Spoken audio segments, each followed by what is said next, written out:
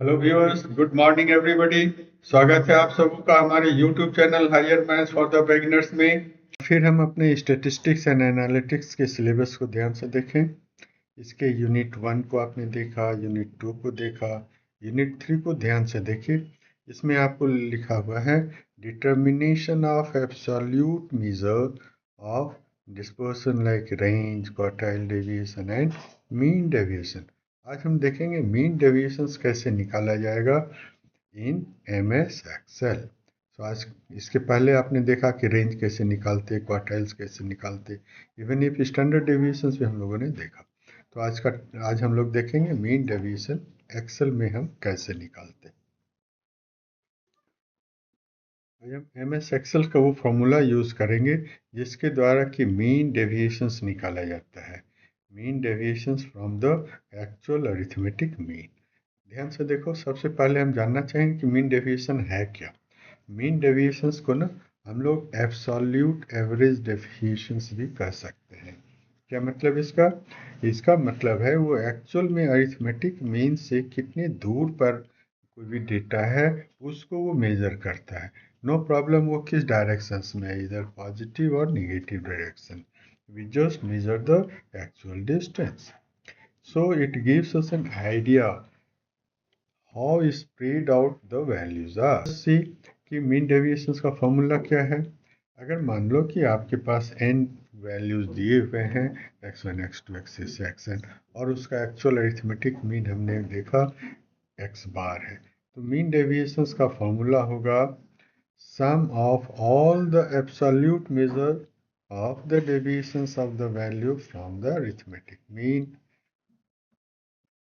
ये है आपका अरिथमेटिक मीन का फॉर्मूला। जस्ट एग्जांपल के द्वारा समझे। मान लो कि आपके पास 4 वैल्यू दिया हुआ है 3, 5, 7, 9। तो सबसे पहले हम उसका मीन निकालें। मीन कैसे निकालेंगे? 3, 5, 7, 9 को पहले जोड़िए, जो योगफल आया उसमें 4 से डिवाइड कीजिए। आपने क्या देखा? 86।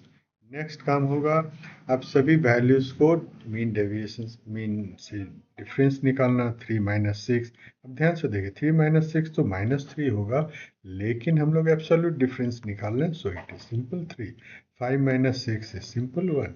7 माइनस 6, 9 माइनस 6।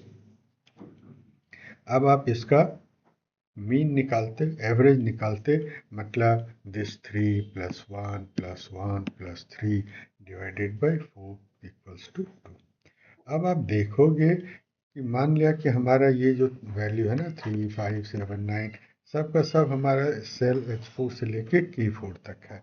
जैसे हम लोग ये वाला फॉर्मूला यूज करते हैं, हमारा आंसर आ जाता है दिस। सो आज का प्रॉब्लम्स है determination of mean deviations from arithmetic mean in Microsoft Excel. Microsoft Excel में हम लोग मीन डेविएशंस कैसे निकालते हैं।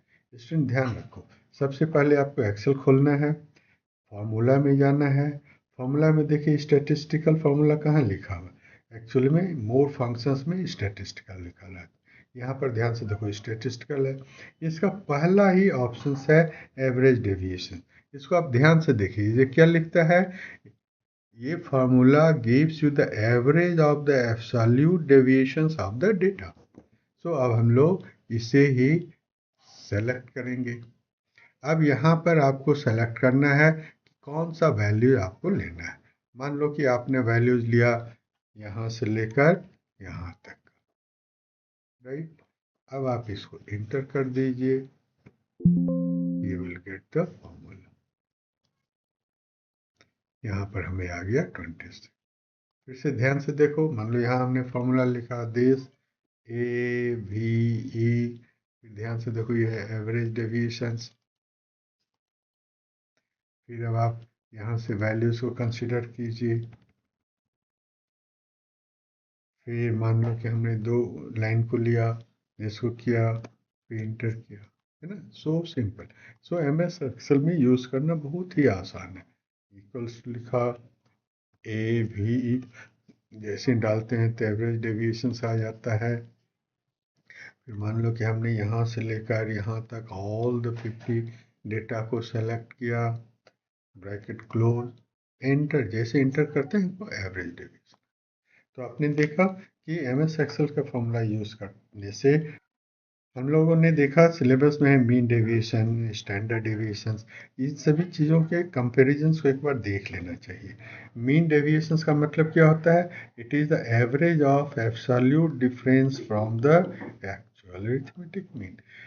स्टैंडर्ड डेविएशन में स्क्वायर रूट ऑफ वेरिएंस हो जाता है।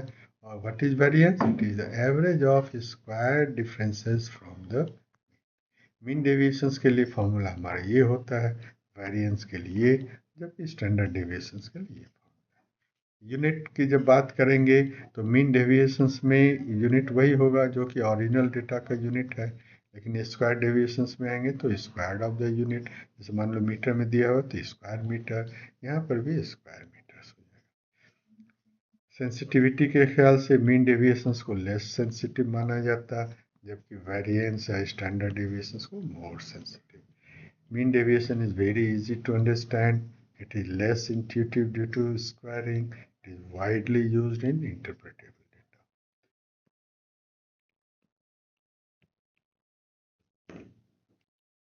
Thank you.